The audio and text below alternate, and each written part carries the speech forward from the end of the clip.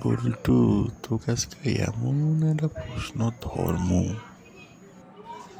আর আমি শিওর তুই এই প্রশ্নের উত্তর দেওয়া পারবই না। আর যদি না পারিস, আচ্ছা বল্টু, কত মুরগি কেন জিরাফের মতো লম্বা হয় না?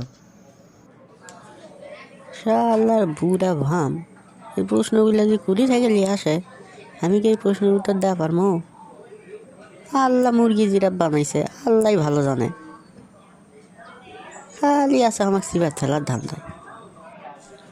কিছু তো একটা উত্তর দেওয়াই লাগবে, তাছাড়া বুড়া আসলে এমন মার দিবে, এমন একটা উত্তর দিব।